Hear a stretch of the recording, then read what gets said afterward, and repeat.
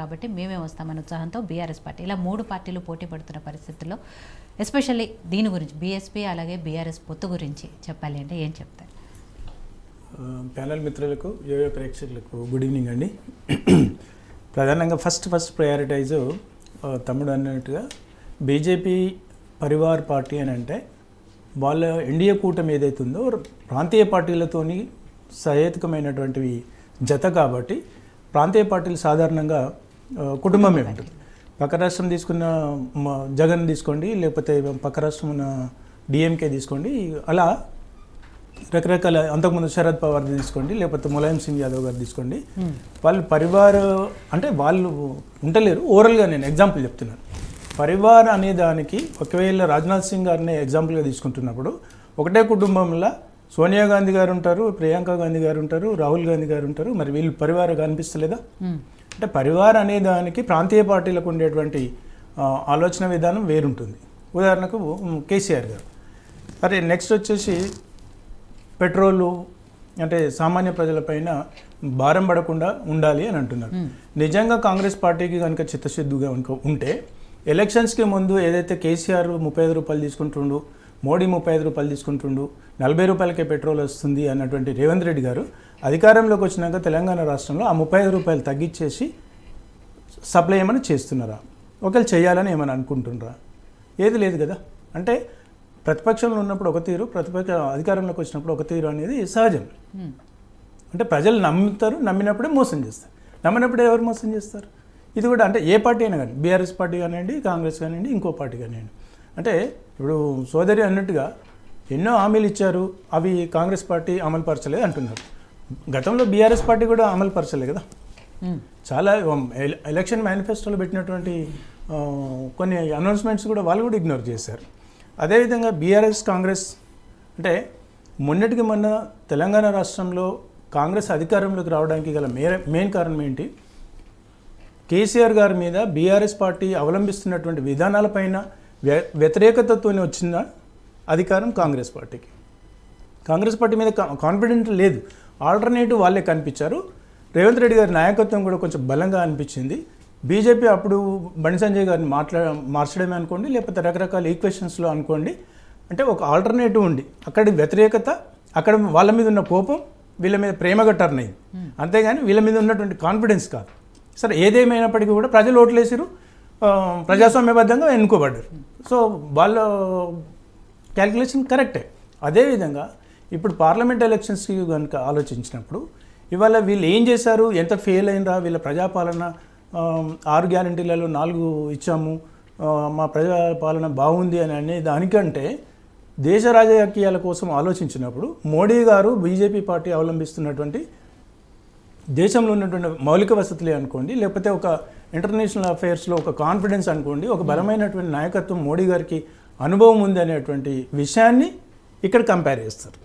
అక్కడ వ్యతిరేకత వర్సెస్ అధికారంలోకి కాంగ్రెస్ వచ్చింది. ఇప్పుడు వీళ్ళ సంక్షేమం ఎంత బాగా చేసినా వీళ్ళు పట్టించుకోరు. ఇప్పుడు అంటే పట్టించుకోరంటే వాళ్ళు ఆ బెనిఫిషరీ తీసుకుంటారు. తీసుకున్నా కూడా పార్లమెంట్ ఎలక్షన్లో ఓటేసే క్రమంలో ఎడ్యుకేటెడ్స్ కానివ్వండి, లేకపోతే యంగ్ న్యూ ఓటరెంట్స్ కానివ్వండి, లేకపోతే పట్టణ ప్రాంతాల్లో ఉన్నటువంటి వాళ్ళు కానీ దేశ రాజకీయాల కోసం ఆలోచించినప్పుడు ఓటింగ్ విధానం వేరే ఉంటుంది.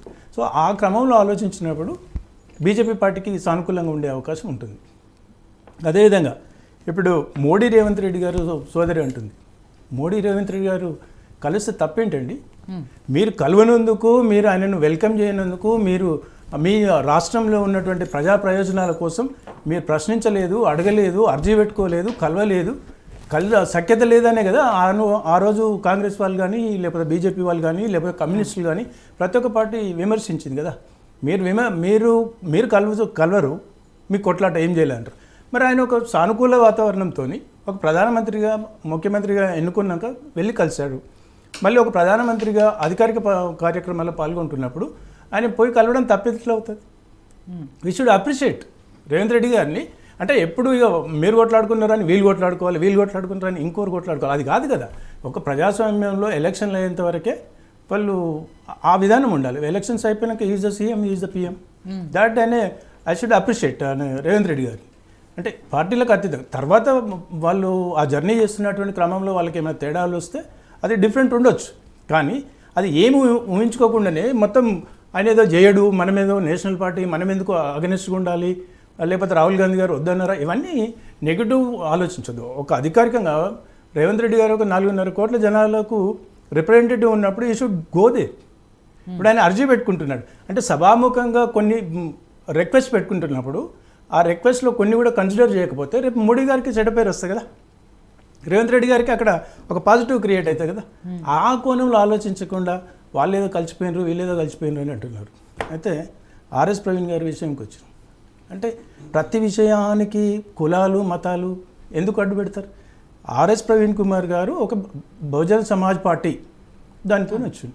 ప్రతిదానికి ఒక కులం అంటూ అవసరం లేదు.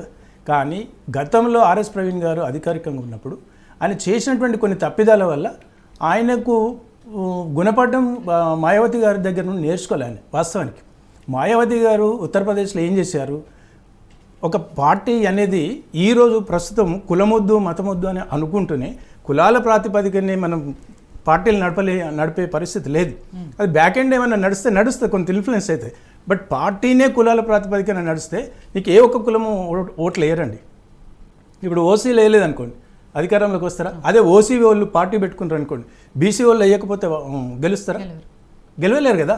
అంటే గతంలో బీఎస్పీ పార్టీ ఉత్తరప్రదేశ్లో ఏం చేసింది అంటే మాయావతి గారు ఒక కోడ్ ఉపయోగించింది. ఆవిడ కూడా బ్రాహ్మణ్స్కి ఇచ్చింది, ఆవిడ కూడా వెనుకబడిన కులాలకి ఇచ్చింది, ఆవిడ కూడా దళితులకు ఇచ్చింది. ఆ క్రమంలోనే అప్పుడు సూపర్ హిట్ అయింది.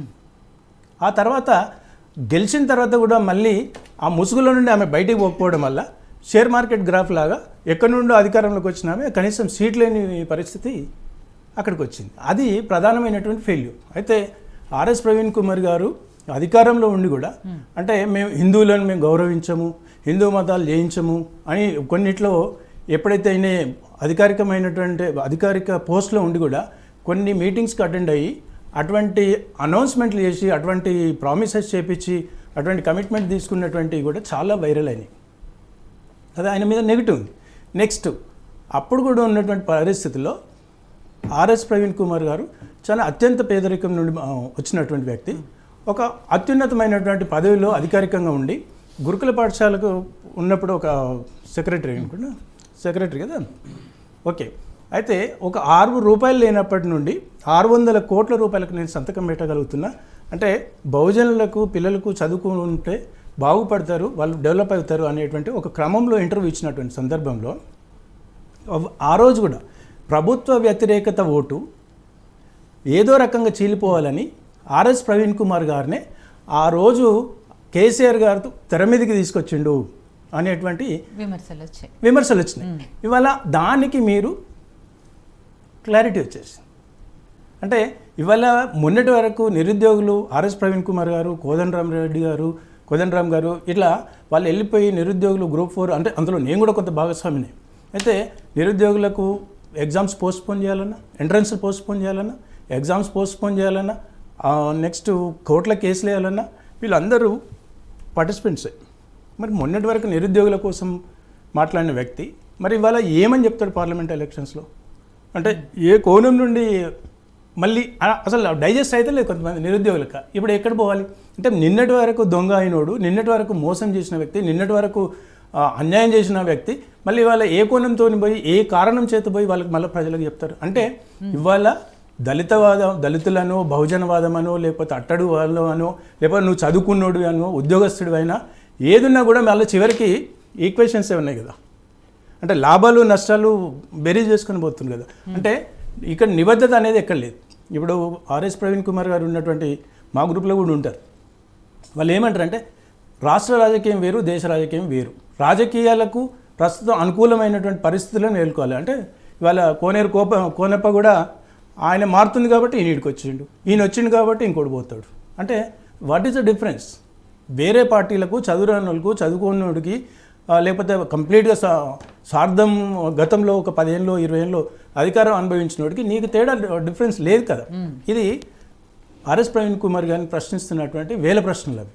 అది ప్రజలకైతే వాళ్ళైతే క్లారిటీ వచ్చేసింది. ఏమని గతంలో కేసీఆర్ గారే ఆర్ఎస్ ప్రవీణ్ కుమార్ గారిని పెట్టి అతని ద్వారా వ్యతిరేక ఓటు బ్యాంక్ చీల్స్తే అది ఒకవేళ కాంగ్రెస్కో లేకపోతే బీజేపీకో టర్న్ కాకుండా అది ఎట్లాగూ గెలవని పార్టీ ఎంతో కొంత దళితులు ఉంటారు కాబట్టి దళితులు కానీ లేకపోతే ఆయనను ప్రేమించే అభిమానించే వ్యక్తులు కూడా కొంత వాట్ ఎవర్ ఒక్కొక్క కాన్స్టిట్యున్సీలో 5,000 కావచ్చు 10,000 కావచ్చు ఆ 10,000 కూడా ఇటు టర్న్ అయితే కష్టమైతే అనేటువంటి భావన ఏది ఉందో ఇవాళ అదే చాలా క్లారిటీ ఇచ్చిండ్రని నేను భావిస్తున్నాను.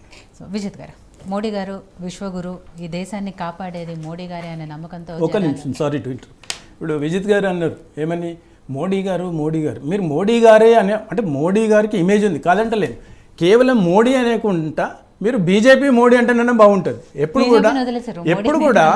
కూడా వ్యవస్థ పదిలంగా ఉండాలి, వ్యక్తులు పదిలంగా ఉండొద్దు. ఎస్, బీజేపీకి ఇవాళ కేసీఆర్ బీఆర్ఎస్ పార్టీకి ఎవరు కేసీఆర్ గారు. మరి కేసీఆర్ గారిని ప్రజలు నమ్మలేదనుకో ఇవాళ మొత్తం వ్యవస్థ జీరో అయిపోతుంది కదా, అధికారమే కోల్పోతారు కదా.